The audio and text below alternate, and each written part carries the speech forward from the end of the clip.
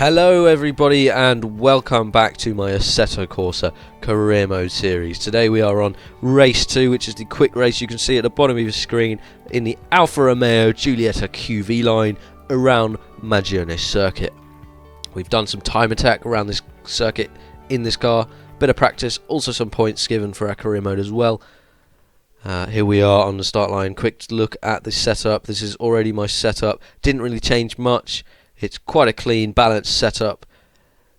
This circuit has a good mix of fast and slow corners, but also some good straights. So we just want a really nice, balanced setup, and this car actually performs very well. Very balanced, very mid-range. Here we are, revving it up on the start line. 1, 2, 3, 4, 5 red lights. Away we go. Not a great start, quite a lot of wheel spin as we move off the line there, but look at the pickup of the Alfa Romeo, the acceleration. We're on the inside of 2 Abarths diving into turn 1, and there's another Abarth who's been compromised and he's on the outside. We're going to send it up the inside of him, and this is a clean exit as well, but Alex Cardinale in the front has braked on the exit of the corner, and we've made contact with the back of him. That has ruined our run out of the first corner and also given us damage to our front bumper.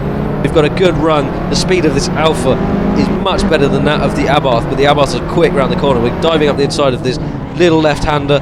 We're going to have to concede for the outside of this right-hander, but can we switch back on the Abarth? Yes, we can. With our superior acceleration, we're on the inside as we come into the right-hander before the main straight, and that should be the move done on Dominic Lassalle in the blue Abarth.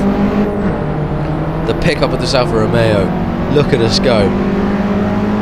That is up into P3, from P8 to P3 in the first lap. We're now behind the BMW of John Doe, the BMW E30 M3, and Riccardo Defendi in his Abarth is in the lead.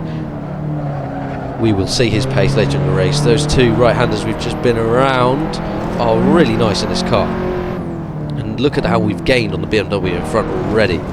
We should be on him pretty quickly as we come round into the last sector.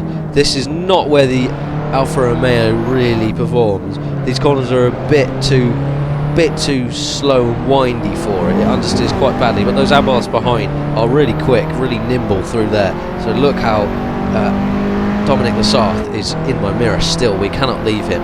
He's not out of the race yet. If we make a mistake, they're going to be on us as we come into turn 1 at the end of the first lap. Onto the straight then on lap 2.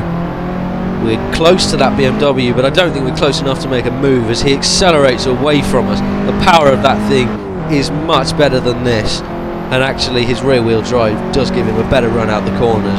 Are we going to be close enough? This is not a big braking zone. I don't think we are. Brake quite late, try and get close, and he's braked really quite hard and quite early. We've made contact with the back of him, more damage to the fronts of us, and we've lost that time that we gained. Not what we wanted. That could have been an opportunity as we came into the last sector, but he was going very slow on that apex, and we've really sent it in there, and that was unavoidable contact from the moment it started. And these Abarths now really close to us in the mirror again. We're going to have to do all that work that we did on that last lap all over again as we come round to the straight on lap 3. We're just not close enough to that BMW to think about making a move. We're tucking into the slipstream, but he's just taken off with his acceleration, and there's nothing we can do other than sit here and hope we can get close in the braking zone. We're not going to go quite as dangerous into the braking zone as we did last time. We don't want to make more contact and completely ruin the race. We just about got away with it last lap. Here we are, braking fairly gently, fairly early. We're still getting very close to him into this final sector. This is where we're stronger than that BMW, although the Abarths are even stronger than we are. Try and get the car rotated nicely through these little corners. Left, right, and then left onto the main straight. Look at the launch of that BMW. He takes off. We can't get close to him on the straights. We haven't got the power, we haven't got the acceleration, and turn 1 is not a heavy braking zone either. Not close enough to make a lunge into there. As we go down in second gear, Riccardo Defendi with the fastest lap. That is insanely fast. He is off in the distance. You can just about see him. There's no catching him in this race. Look at that pace. Lap 4. We come round onto the straight. Nice tyre squeal. These tyres are actually getting a bit too hot. We will see as we come into the final sector that we're getting understeer and oversteer as both the rears and the fronts overheat and come out of their operating window. Look at the gaps of the BMW in front. We've had a shocking first sector. We just cannot get close to him again after that first lap contact. Listen to the tyres squeal as we come round into the final sector, down into second gear, and look at that understeer. We just can't get the car rotated into the corner anymore, and we're going to see that all the way through this final sector, sliding, slipping and sliding, and we're going to lose a lot of time to the BMW in front and the Abarths behind catching us too, and his launch out of the final corner is much better than ours. We just can't compete with that as we come onto the last lap.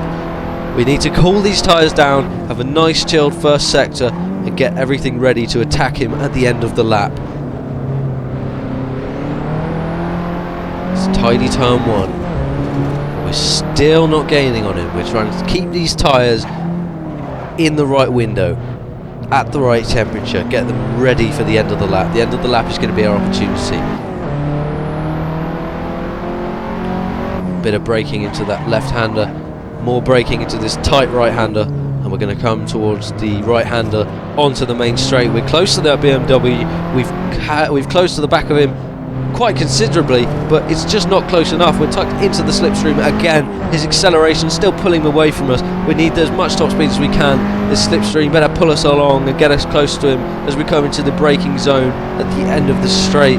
We're going to try and brake nice and late without hitting in the back of him like we did at the end of lap 1. Down to third gear. Look how close we are. He's braked in the middle of the apex. We've had to brake, and that has ruined our exit on the corner. Lost more time to him.